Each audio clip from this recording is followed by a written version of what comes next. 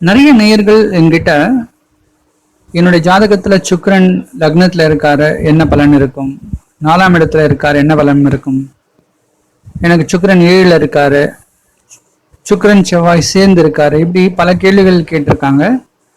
அதுவும் சில பேர் என்ன ஒரு வேண்டுகோள் வச்சிருந்தாங்கன்னா, சுக்கிரன் ஒவ்வொரு இடங்கள்ல இருக்கும்போது என்ன பலன் இருக்கும்னு எங்களுக்கு கொஞ்சம் ஈஸியா புரியுற மாதிரி ஒரு வீடியோ போடுங்கன்னு கேட்டிருந்தாங்க. அதன் அடிப்படையில ஒவ்வொரு கிரகத்தை பத்தியும், அந்த கிரகம் ஒவ்வொரு வீடுகள்ல இருந்தா அதுக்கு என்ன பலன் இருக்கும் அப்படிங்கிறத போடலாம்னு தான் என்னோட ஐடியா இருக்கு. அதன் அடிப்படையில இப்போ முதல் பதிவா சுக்கிரனும் சுக்கிர லக்னமும் அப்படிங்கிற தலைப்புல ஒரு வீடியோ வெளியிடலாம்னு இருக்கேன். யாருக்கெல்லாம் சுக்கிரனுடைய வீடுகள், அதாவது ரிஷபமும் துலாம், இந்த 2 வீடுகள் தான் சுக்கிரனுடைய சொந்த வீடுகள். அப்போ ஒரு ஜாதகத்துல இந்த ரிஷபமோ இல்லைன்னா துலாமோ இது ராசியாவோ லக்னமாவோ அமைஞ்சிருந்தா அவங்களுக்கு இந்த பதிவு ரொம்ப யூஸ்ஃபுல்லா இருக்கும். ஏன்னா இப்ப சுக்கிரன் இந்த லக்னங்களையோ இந்த ராசியோ அடிப்படையா வச்சுக்கிட்டு ஒவ்வொரு இடங்கள்ல அந்த சுக்கிரன் மாறுபட்டு இருந்தா என்னென்ன மாதிரி பலன் கிடைக்கும்ங்கிறதா இந்த வீடியோல நான் தெரிவிக்க போறேன். இது போல சுக்கிரனோட சேர்ந்து ஒவ்வொரு கிரகத்தோடைய தன்மையும் நான் வரக்கூடிய அடுத்தடுத்த பதிவுலையும் சொல்லலாம்னு இருக்கேன். அதனால முழுசா நீங்க இதை வாட்ச் பண்ணினாதான் உங்களுக்கு புரிய வரும். இப்போ நாம சுக்கிரன் ஒருவருக்கு எப்படி ஒரு யோகத்தை தராருங்கிறத இந்த பதிவுல பார்க்கலாம். சுக்கிரன் அப்படின்னு சொன்னாலே சுகபோக யோகங்களை தரக்கூடிய ஒரு கிரகம். இதற்கு தேவதை யாருன்னு பார்த்தோம்னா மகாலட்சுமி தான். ஒருவருக்கு தன்னுடைய வாழ்க்கையில தேவைப்படக்கூடிய எல்லா பொருளாதார வசதிகளை பெருக்கக்கூடிய ஒரு அமைப்பை தரக்கூடியது தான் இந்த சுக்கிரன். வாழ்க்கையில நல்ல வசதியோடு வாழணும் அப்படின்னு நினைக்கிறவங்களுக்கெல்லாம் சுக்கிரனுடைய அனுகிரகம் கண்டிப்பா தேவை. இப்போ அந்த அடிப்படையில நம்ம பார்க்கக்கூடிய இந்த சுக்கிரனும் சுக்கிர லக்னமும் அப்படின்னு இந்த தலைப்புல சுக்கிரனுக்குரிய லக்னங்கள் எதுன்னு பார்த்தோம்னா ரிஷப லக்னமும் துலா லக்னமும். இந்த 2 லக்னத்துல தான் சுக்கிரன் ஆட்சி பெறுவார். அப்போ இந்த 2 லக்னத்தை ஒருவருக்கு ராசியாவோ லக்னமாவோ அமைஞ்சிருந்தா அவங்களுக்கு சிறப்பான யோகத்தை சுக்கிரன் தருவாருன்னு நாம சொல்லலாம்.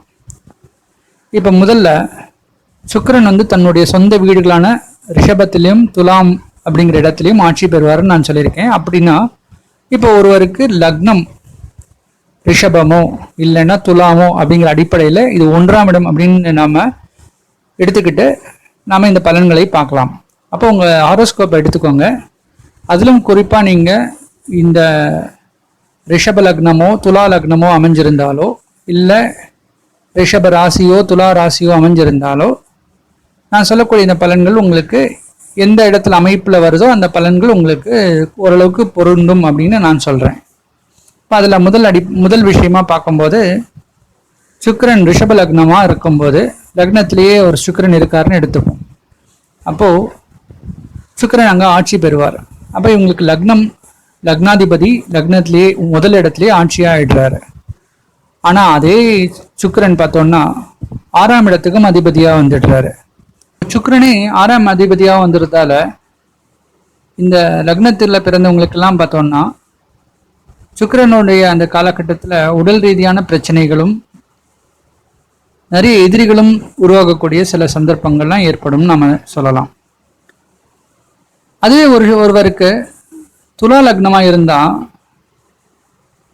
இந்த லக்னாதிபதியை பார்த்தோம்னா 8ஆம் இடத்துக்கு அதிபதியா வந்துடுறாரு. அப்படின்னா இதே சுக்கிரன் ரிஷபத்துல அமர்ந்து அவருக்கு துலா லக்னமா இருந்தது அப்படின்னு சொன்னா லக்னாதிபதி 8ஆம் இடத்துல ஆட்சி ஆயிடுற போல ஆயிடும். அப்படின்னா என்ன அர்த்தம்? இந்த துலா லக்னத்துக்கு 8ஆம் இடத்திலேயே சுக்கிரன் அமரும் போது மன ரீதியா நிறைய போராட்டம் இருக்கும். எப்ப பார்த்தாலும் மனக்கவலைகள் அடிக்கடி இருக்கும்னு சொல்லலாம். சரி, அடுத்தது இன்னொரு விஷயம் நம்ம கவனிக்கணும். இப்ப சுக்கிரனுடைய லக்னங்கள், அதுவும் குறிப்பா பார்த்தோம்னா ரிஷபம் மற்றும் துலாம், இந்த லக்னத்துல பிறந்தவங்க எல்லாம் பார்த்தோம்னா அழகா இருக்கணும்னு ரொம்ப பிரியப்படுவாங்க. இதை லக்னமா அடிப்படையா கொண்டவங்க, அதுவும் குறிப்பா பார்த்தோம்னா லக்னத்திலேயே சுக்கிரன் ஆட்சியா இருந்தா தன்னுடைய அலங்காரத்துக்காக நிறைய ஸ்பெண்ட் பண்ணிப்பாங்க. அதாவது தான் மற்றவங்களுக்கு முன்னாடி தோற்றத்துல ரொம்ப அழகா இருக்கணும்னு சொல்லி தன்னுடைய ட்ரெஸ் முதற்கொண்டு தன்னுடைய நகைகள் எல்லாமே வந்து சிறப்பாக இருக்கணும் அப்படின்னு பெண்கள் ரொம்ப பிரியப்படுவாங்க. ஆண்களாக இருந்தால் கூட தன்னை வந்து மற்றவங்களுக்கு முன்னாடி ரொம்ப ஒரு சிறப்பான ஒரு பர்சனாக இருக்கணும்னு ஆசைப்படுவாங்க. அதனால் தன்னுடைய மேக்கப் சாமானங்களுக்காகவே அவங்க அதிகம் செலவு பண்ணலாம் அப்படிங்கிற ஒரு விஷயம் நமக்கு தெரிய வருது. அப்போ இந்த லக்னத்தில் பிறந்தவங்கெல்லாம் பார்த்தோம்னா எப்போவுமே கொஞ்சம் அழகாக இருக்கணுங்கிற பிரியம் அதிகமாக இருக்கும். அழகாக இருக்கணும்னு நினைச்சாலே என்ன அதுக்கு அடுத்த அர்த்தம்னா இவங்க வந்து கலைத்துறையில் நிறைய இன்ட்ரெஸ்ட் இருக்கும்னு நம்ம சொல்லலாம். அப்போ இவங்க கலைத்துறையில் நடிப்பு போல் நிறைய விஷயங்கள்ல இவங்களுக்கு தனியாகவே ஆர்வம் ஏற்படும் அப்படின்னு சொல்லலாம். இப்போ அடுத்தது இதே சுக்கிரன் வந்து மிதுனம் 2ஆம் இடத்துல இருக்குன்னு வச்சுப்போம். அதாவது ரிஷபத்துக்கு 2ஆம் இடம், துலாமுக்கு 9ஆம் இடம். அப்படி பார்க்கும்போது ரிஷபத்தில் லக்னமாக அடிப்படையாக பிறந்தவங்கெல்லாம் பார்த்தோம்னா நயமாக பேசக்கூடிய ஒரு தன்மை இருக்கும். அதுவும் புதனோட வீட்டில் சுக்கிரன் வாக்குஸ்தானத்தில் அமர்ந்திருக்கும் போது இவங்க ரொம்ப சிறப்பாக பேசுவாங்க. அதுவும் அறிவுபூர்வமாக பேசுவாங்க. நிறைய பேர் பார்த்தோன்னா நல்ல விஷயங்கள்லாம் வந்து ரொம்ப இனிமையாக பேசி எல்லாரையும் மனசையும் கவரக்கூடிய ஒரு விதத்தில் அவங்களுடைய பேச்சாற்றல் இருக்கும்னு சொல்லலாம். இதுவே துலா லக்னத்துக்கு இந்த 9ஆம் இடமா அமைஞ்சிடுது. அப்போது தன்னுடைய தந்தையார் வழியாக அவங்களுக்கு நிறைய ஆதாயங்கள்லாம் ஏற்படும் அப்படிங்கிறது நமக்கு தெரிய வரும். தந்தையாரோட வழி அவங்களுடைய சொந்தங்கள்லேருந்து நிறைய இவங்களுக்கு ஹெல்ப் கிடைக்கும்னு நம்ம சொல்லலாம். அது மட்டும் இல்லாமல் அதிர்ஷ்ட வாய்ப்புகள்லாம் வந்து துலா லக்னத்தில் பிறந்தவங்களுக்கு இந்த சுக்கிரன் 9ஆம் இடத்துல இருக்கும்போது கிடைக்கும் அப்படிங்கிறது நமக்கு தெரிய வரும். அடுத்தது இதே சுக்கிரன் ரிஷபத்துக்கு 3ஆம் இடமான கடகத்தில் அமர்ந்தார் அப்படின்னா அதே துலாமை பொறுத்த வரைக்கும் அது 10ஆம் இடமா தொழில்ஸ்தானமா அமைஞ்சிடுது. அப்போ துலா லக்னத்தில் பிறந்தவங்களுக்கெல்லாம் நல்ல முயற்சி இருக்கும். லக்னாதிபதியே 3ஆம் இடத்துல அமர்ந்திருக்கும் போது சிறப்பான முயற்சி எடுத்து வெற்றி அடையக்கூடிய ஒரு தன்மை இருக்கும். அது மட்டும் இல்லாமல் கடகத்தில் இருக்கக்கூடிய சந்திரன் ரிஷபத்திலேயே உச்சம் பெறுறதால தன்னுடைய சகோதர சகோதரிகள் கிட்டெல்லாம் நல்ல ஒரு அன்பு பாராட்டுதல்லாம் கிடைக்கும். அவங்களுடைய யங்கர் பிரதர்ஸ் சிஸ்டர்ஸால அவங்களுக்கு நிறைய ஆதாயங்களும் கிடைக்கும் நாம சொல்லலாம். இதே துலா லக்னத்துக்கு எப்படி இருக்கும்? கடகத்தில் இருக்கும்போது தொழில்ஸ்தானம் ரொம்ப சிறப்பாக இருக்கும். அதுவும் குறிப்பாக சந்திரனும் நல்லா இருந்தது அப்படின்னு சொன்னால் கேட்கவே வேண்டாம். அவங்க நிறைய பேர் கலைத்துறையில் நிறைய சாதனை செய்யக்கூடிய ஒரு அமைப்பில் அவங்களுக்கு அவங்களுடைய தொழில் ரொம்ப சிறப்பாக இருக்கும்னு சொல்லலாம். அடுத்தது ரிஷப லக்னத்துக்கு 4ஆம் இடமான சிம்ம இந்த சுக்கிரன் அமர்ந்திருந்தா அது மாத்ருஸ்தானம். சிம்மம்ங்கிறது சூரியனை குறிக்கிறது. அப்போ அவங்களுடைய அம்மாவே அவங்க அப்பா போல அவங்கள காப்பாற்றுவாங்க அப்படின்னு தெரியாது. அதாவது சில பேருக்குலாம் பார்த்தோன்னா அவள் அம்மா வந்து அவள் அப்பாவை போல கைடன்ஸ் கொடுப்பாங்க. அவள் அப்பா வெளியூரில் எங்கேயோ வேலை செஞ்சுட்டு இருப்பாங்க. ஆனால் அந்த குழந்தைக்கு எல்லா விதத்துலேயும் வந்து ஒரு தந்தையாரை போல சப்போர்ட் கொடுப்பாரு அப்படிங்கிறது நமக்கு தெரிய வருது. இதே துலாமை பொறுத்த வரைக்கும் பார்த்தோம்னா சிம்மம் லாபஸ்தானமாக ஆயிடுறது. அப்போது துலா லக்னத்தை பொறுத்த வரைக்கும் அதிக லாபம் கிடைக்கக்கூடிய ஒரு இடமா இந்த 1ஆம் இடம் அமைஞ்சிடுறது.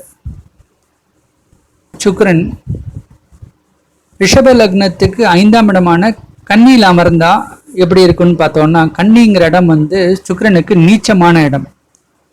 அப்போ 5ஆம் இடத்துல சுக்கிரன் நீச்சம் அடைஞ்சது அப்படின்னா உங்களுக்கு பூர்வ புண்ணியஸ்தானம் புத்திரஸ்தானம் வீக்கா எடுத்துன்னு அர்த்தம். ஆனால் இது ஒரு விதத்தில் நன்மை. என்ன நன்மைன்னு பார்த்தோம்னா 6ஆம் அதிபதி போய் 5ஆம் இடத்துல நீச்சம் அடைகிறது இவங்களுக்கு ருணரோக சத்ரு இருக்காது. அதாவது 6ஆம் அதிபதியே போய் 5ஆம் இடத்துல நீச்சம்னா நெகட்டிவ் இன்ட்டு நெகட்டிவ் பாசிட்டிவ் ஆகிடுது. அப்போ இவங்களுக்கு இந்த எனிமீஸ் இருக்காது, உடல் ரீதியாக பிரச்சனைகள்லாம் பெருசாக இருக்காது. ஆனால் அது 5ஆம் இடத்துல போயிட்டு சுக்கிரன் நீச்சம் அடைகிறதால குழந்தை பிறக்கிறதுல சில பேருக்கு டிலே, ஒரு சில பேருக்கு குழந்தை பிறந்தாலும் அதில் ஏதோ ஒரு குறை இருக்கக்கூடிய சில துர்பாகிய நிலைகள்லாம் ஏற்படும் நம்ம சொல்லலாம். இப்போ துலாம் பொறுத்த வரைக்கும் 12ஆம் இடத்துல லக்னாதிபதியே போய் நீச்சம், அப்போ 8ஆம் அதிபதி போய் 12ல் நீச்சம் அடையாது. அதே போல தான் இவங்களுக்கும் மன ரீதியாக இந்த பிரச்சனைகள்லாம் பெருசாக இருக்காது. அதுவே வந்து மன தைரியம் அதிகமாக இருக்குன்னு சொல்லுவாங்க. இதே துலாம் பொறுத்த வரைக்கும் விரயஸ்தானத்திலேயே பார்த்தோன்னா சுக்கிரன் நீச்சம் அடைகிறது அதுவே ஒரு யோகமாகவே மாறிடுதுன்னு நம்ம எடுத்துக்கலாம். அப்போ இவங்களுக்கு விரயம்லாம் நல்ல கண்ட்ரோலாக இருக்கும் அப்படின்னு நமக்கு தெரிய வருது. இப்போ அடுத்தது ரிஷப லக்னத்துக்கு லக்னாதிபதி 6ஆம் இடம், அதாவது துலாம்ங்கிற இடத்துல ஆட்சியாக இருந்தால் அப்போ இவங்களுக்கு சத்ருஸ்தானம் வலுத்துறதுன்னு நம்ம தெரிய வருது. உடல் ரீதியாக நிறைய பிரச்சனைகள், அதே மாதிரி எனிமீஸ்லாம் ரொம்ப பேர் இருப்பாங்க, நிறைய கடன் தொல்லைகள்லாம் இவங்களுக்கு ஏற்படும். அதே துலா லக்னத்தை பொறுத்த வரைக்கும் இந்த லக்னத்திலேயே லக்னாதிபதி அமர்ந்திருக்கிறதால அவங்களுக்கு உடல் ரீதியாக ரொம்ப ஆரோக்கியமாக இருக்கும். அதாவது ரொம்ப அழகாக இருப்பாங்க, தன்னை அழகுபடுத்திப்பாங்க, அழகு ஆடை ஆபரணங்கள்லாம் நிறைய நாட்டம் இருக்கும். இவங்களுக்கு வந்து பொறுத்த வரைக்கும் 8ஆம் அதிபதி அவரே சுக்கிரன். அதனால ஒரு சில மனக்கவலைகள் இருக்கக்கூடிய சில நிலைகள் இருக்கும். அதாவது சில காலகட்டத்திலாம் பார்த்தா மனசில் போட்டு நிறைய சஞ்சலங்கள்லாம் ஏற்படும், சில பயங்கள்லாம் கூட சில பேருக்கு ஏற்படும். இப்படி நமக்கு தெரிய வருது. அடுத்தது சுக்கிரன் 7ஆம் இடமான விருச்சிகத்தில் அமர்ந்திருந்தா, அதாவது ரிஷபத்துக்கு 7ஆம் இடம், துலாம்ங்கிற இடத்துக்கு 2ஆம் இடம், இப்படி இந்த விருச்சிகத்தில் சுக்கிரன் அமர்ந்திருந்தா ரிஷப லக்னத்தில் பிறந்தவங்களுக்கெல்லாம் திருமணம் கொஞ்சம் தாமதமாக நடந்தால் கூட அழகான ஒரு மனைவி, அதாவது ஒரு பெண்ணுக்கு அழகான ஒரு கணவரோ இல்லை ஒரு ஆணுக்கு அழகான ஒரு மனைவியோ கிடைக்கிறதுக்கான சந்தர்ப்பம் அதிகமாக இருக்குன்னு சொல்லலாம். அடுத்தபடியாக என்னன்னா, வரக்கூடிய பார்ட்னர்ல கருத்து வேறுபாடுகள் நிறைய இருக்கும். அது நாம் நினைக்கக்கூடிய ஒரு விஷயம் 100% ஒத்துப்போகும்னு சொல்ல முடியாது. அதனால் சில அட்ஜஸ்ட்மெண்ட் லைஃப்பில் கண்டிப்பாக தேவை. அது மட்டும் இல்லாமல் இந்த பிஸ்னஸ் பார்ட்னர்ஸ் இருக்கும்போது அவங்களுக்கு நிறைய பார்ட்னர்ஸ் இருப்பாங்க. பார்ட்னர்ஸ் கிட்ட அவங்க ஜாகிரதையாக பழகணும். சின்ன சின்ன விஷயங்களை கூட ரொம்ப தெளிவாக அவங்களுக்கு புரிய வச்சு பிஸ்னஸ் நடத்தணும். அது கொஞ்சம் மிஸ் அண்டர்ஸ்டாண்டிங் வரதுக்கு அதிகமான வாய்ப்புகள் இருக்கும். இப்போ அதுவே துலா லக்னத்தை பொறுத்த வரைக்கும் ரிஷிகம்ங்கிறது 2ஆம் இடமா அமைஞ்சிடுது. லக்னாதிபதி 2ஆம் இடத்துல அமர்ந்திருந்தா இவங்களுடைய பேச்சு நயமாக இருக்கும். ஆனால் ரிஷப லக்னத்துக்கு 2ஆம் இடமான மிதுனத்துல சுக்கிரன் அமர்வதை காட்டிலும் இது கொஞ்சம் கடினமா இருக்கக்கூடிய ஒரு அமைப்பா தான் இருக்கும். ஏன்னா செவ்வாயோட வீட்டுல இப்ப சுக்கிரன் அமர்ந்திருக்காரு. அது வாக்குஸ்தானமா அமையும் போது பேசும்போது கொஞ்சம் ஹார்ஷா பேசுவாங்க, சில சமயம் நெருப்பு கக்கறா போல பேசுவாங்க. இப்போ இந்த பேச்சு திறமை வந்து என்னதான் நயமா இருந்தா கூட சில சமயம் அதிகமா கோவப்படக்கூடிய தன்மையும் இருக்கும்னு சொல்லலாம். அப்போ ரொம்ப அத்தாரிட்டேட்டிவா பேசக்கூடிய ஆட்கள் எல்லாம் பார்த்தோம்னா துலா லக்னத்துல இருப்பாங்க. பேச்சு ஸ்தானமான 2ஆம் இடத்துல சுக்கிரன் அமர்ந்திருந்தா அவங்களுக்கு இனிமையாகவும் பேச தெரியும், அதே சமயத்துல கோபப்பட்டு பேசவும் தெரியும் அப்படின்னு நம்ம எடுத்துக்கலாம். அடுத்தது இதே சுக்கிரன் ரிஷபத்துக்கு 8ஆம் இடமான தனுசில் அமர்ந்திருந்தா அதுவே துலாமுக்கு 3ஆம் இடம். அப்போ லக்னாதிபதி 6ஆம் இடத்து அதிபதி இவர் போய் 8ல மறைவு. அப்போ ஒரு சுபர் வந்து 8ஆம் இடத்துல மறையக்கூடாது, அது சரியான யோகம் கிடையாது. அப்போ அவங்களுக்கு திருமணத்தில் டிலே, அது மட்டும் இல்லாமல் மன ரீதியான நிறைய போராட்டங்கள்லாம் இருக்கும், நிறைய பயம், சத்ரு பயம்லாம் இருக்கும். ஆனால் அது துலாம் பொறுத்த வரைக்கும் 3ஆம் இடமான முயற்சி ஸ்தானத்தில் போய் லக்னாதிபதி அமர்ந்திருக்கிறது ரொம்ப சிறப்பாக இருக்கும். அவங்களுக்கு நல்ல முயற்சி எடுத்து வெற்றி அடையக்கூடிய சில சந்தர்ப்பங்கள்லாம் இருக்கும். சகோதரர் வழியாக நல்ல ஆதாயங்கள்லாம் இருக்கும். நிறைய ஆன்மீக சிந்தனைகள்லாம் கூட சில பேருக்கு இருக்கும், அதுல நிறைய முயற்சி எடுத்து வெற்றி அடைவாங்கன்னு கூட நாம இதுல இருந்து சொல்லலாம். அடுத்தது சுக்கிரன் ரிஷப லக்னத்துக்கு 9ஆம் இடமான மகரத்தில் அமர்ந்திருந்தா அதுவும் ரொம்ப சிறப்பா இருக்கும். 9க்கும் 10க்கும் அதிபதி யாருன்னா சனீஸ்வரர். அப்போ 9ஆம் இடமும் 10ஆம் இடமும் ரொம்ப சிறப்பா இருக்கும் ரிஷப லக்னத்தை பொறுத்த வரைக்கும். சில பேர்லாம் தந்தையாருடைய சப்போர்ட் இருக்கும், தந்தையார் வழி பிஸ்னஸ்லாம் சில பேர் எடுத்து பண்ணுவாங்க, அதுவே தொழிலாக கூட சில பேருக்கு அமையும். அப்போ தந்தையார் உறவினர்கள் வழியாக அவங்களுக்கு நல்ல ஆதாயங்கள்லாம் சில பேருக்கு கிடைக்கும் அப்படிங்கிறது நமக்கு தெரிய வருது. இதுவே துலாம் பொறுத்த வரைக்கும் 4 மற்றும் 5ஆம் இடத்து அதிபதி சனி தான். அப்போ 4ஆம் இடமான மகரத்தில் ஒருவேளை சுக்கிரன் அமர்ந்திருந்தா இவங்களுக்கு சிறப்பான யோகம் கிடைக்கும். சில பேருக்கு சொந்த வீடு வாங்கக்கூடிய யோகமோ வண்டி வாகனங்கள்லாம் வாங்கக்கூடிய யோகம்லாம் கூட நிறைய பேருக்கு கண்டிப்பாக அமையும். அது மட்டும் இல்லாமல் தாயார் வழி சப்போர்ட்லாம் நிறைய பேருக்கு துலாம் லக்னத்தில் அவங்களுக்கு அமைச்சு கொடுக்கும் சொல்லலாம். அதுபோல் கும்பத்தில் ஒருவேளை இந்த சுக்கிரன் அமர்ந்திருந்தா ரிஷப லக்னத்தை பொறுத்த வரைக்கும் அது வந்து 10ஆம் ஸ்தானமான தொழில் ஸ்தானம். அப்போ நல்ல ஒரு ஹார்ட் ஒர்க்கராக இருப்பாங்க.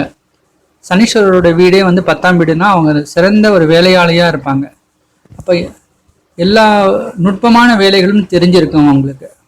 அப்போ ஏற்பட்ட ஒரு ஜாப்ல அவங்க ஒர்க் பண்ணியிருப்பாங்க. அப்போ அவங்களுக்கு ஜாப் மூலிமா நல்ல ஆதாயம்லாம் கிடைக்கக்கூடிய ஒரு யோகம்லாம் கிடைக்கும். ஆனால் துலாம் பொறுத்த வரைக்கும் அதுவே 5ஆம் இடம். 5ல் வந்து சுக்கிரன் அமரும்போது லக்னாதிபதி 5ஆம் இடத்துல பூர்வ புண்ணியஸ்தானம் புத்திரஸ்தானம். அப்போ அவங்களுக்கு சிறப்பான குழந்தை பிறக்கக்கூடிய யோகங்கள்லாம் சில பேருக்கு. சுக்கிரன் ரிஷப லக்னத்துக்கு 11ஆம் இடமான லாபஸ்தானத்துல உச்சம் பெறுறாரு. அப்போ ரொம்ப சிறப்பா இருக்கும். சுக்கிரன் இருக்கக்கூடிய இடங்கள்லயே அதிக வலு கொடுக்கக்கூடிய இடம் பார்த்தோம்னா மீனம். இப்போ மீனத்திலேயே சுக்கிரன் உச்சம் பெறும்போது லக்னாதிபதி ரிஷப லக்னத்தை பொறுத்த வரைக்கும் அவரே 11ஆம் இடத்து அதிபதி. அப்போ நிறைய பேருக்கு ஃபாரின் டிராவல் போகிறதுக்கும் அதிகமான பணம் சம்பாதிக்கக்கூடிய யோகங்கள்லாம் சில பேருக்கு இருக்கும்.